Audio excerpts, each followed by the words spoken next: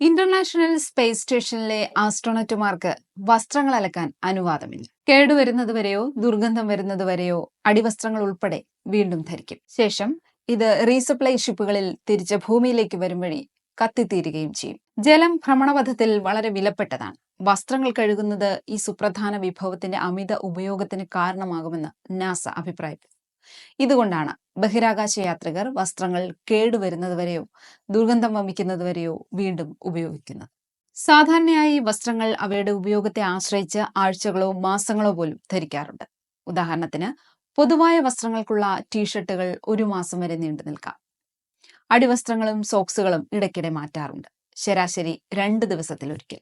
ഉപയോഗിച്ച വസ്ത്രങ്ങളും മറ്റു മാലിന്യങ്ങളും റഷ്യയുടെ പ്രോഗ്രസ്, നോർത്രോപ്പ് ഗ്രൂമന്റ്, സിഗ്നസ് പോലുള്ള പുനർവിതരണ കപ്പലുകളിലാണ് പാക്ക് ചെയ്യുക. ഈ വാഹനങ്ങൾ വീണ്ടും ഉപയോഗിക്കാൻ കഴിയില്ല. ദൗത്യം പൂർത്തിയാക്കുമ്പോൾ ഇവ ഭൂമിയുടെ അന്തരീക്ഷത്തിൽ വേർപെട്ട് കത്തുന്നു. ഈ രീതി സ്റ്റേഷന്റെ പ്രാഥമിക മാലിന്യ നിർമ്മാർജ്ജനമായി വർത്തിക്കുകയും ഉപയോഗിച്ച വസ്ത്രങ്ങൾ ഫലപ്രദമായി ദഹിപ്പിക്കുകയും ചെയ്യും.